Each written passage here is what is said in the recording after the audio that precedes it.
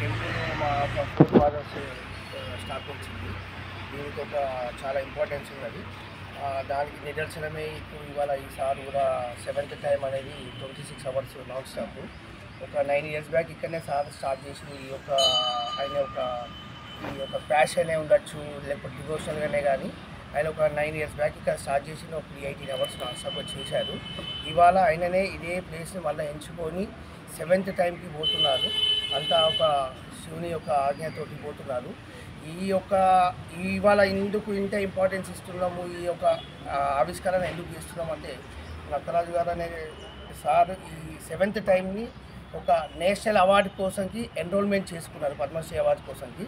So దేవుని దయ వల్ల ఆ నామినేషన్లో ఈయనకి ఈ యొక్క సక్సెస్ కావాలని చెప్పి మనస్ఫూర్తిగా చేస్తున్నాము. ముందుగా అందరికీ ముందస్తు మహాశివరాత్రి శుభాకాంక్షలు తెలియజేస్తున్నాను. సో నేను నక్కరాజు, అందరికీ సుపరిచితమైన జైతల ఉన్నటువంటి హైందవ భక్తులందరికీ.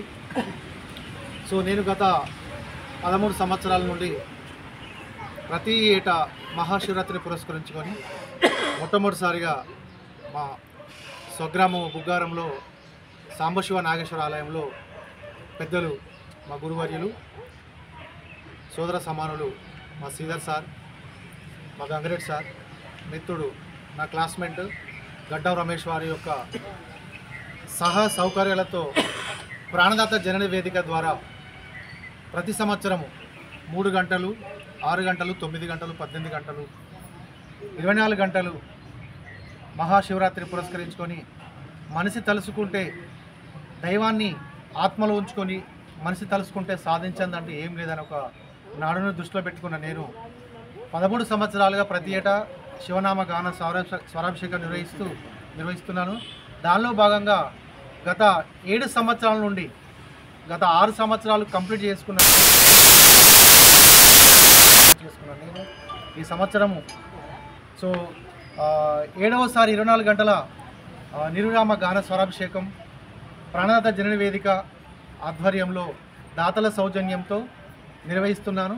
నా అదృష్టం ఏంటంటే 2019 సంవత్సరంలో ఇదే జవ్వాజీ పుల్లయ్య ఆలయంలో సందీప్ గారి సౌజన్యంతో, వారి యొక్క ప్రోద్బలంతో నేను 18 గంటల నిర్విరామ గాన స్వరాభిషేకం చేయడం జరిగింది.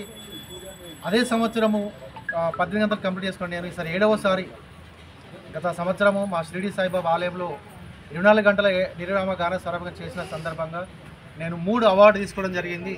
అది ఆధ్యాత్మిక రంగంలో గౌరవ డాక్టరేట్ కావచ్చు, విద్యారంగంలో విద్యారత్న కావచ్చు, నంది పురస్కారం కూడా తీసుకోవడం జరిగింది. ఈ సంవత్సరం కూడా ఎందుకో టెంపుల్ చాలా పవర్ఫుల్ అనేటువంటి ఏదో నా లోపల అనిపించి ఈ సంవత్సరం ఇక్కడ తీసుకొని పద్మశ్రీ కూడా ప్రపోజల్ పంపడం జరిగింది. మీ అందరూ ప్రతి ఒక్కరూ ఈ మహత్తర కార్యక్రమాన్ని వీక్షించి నన్ను బలపరుస్తూ అనుకుంటా జగిత్యాల జిల్లా పరిసర ప్రాంతంలో మొట్టమొదటి పద్మశ్రీ ప్రపోజల్ పోతుంది అనుకుంటున్నా బహుశా. సో కాబట్టి ఈ మహత్తర కార్యక్రమాన్ని నాకు సహకరించి వీక్షించి నాకు బలాన్ని చేకూరుస్తారని ఆశిస్తూ అందరికీ మరొకసారి ఓం నమః శివాయ.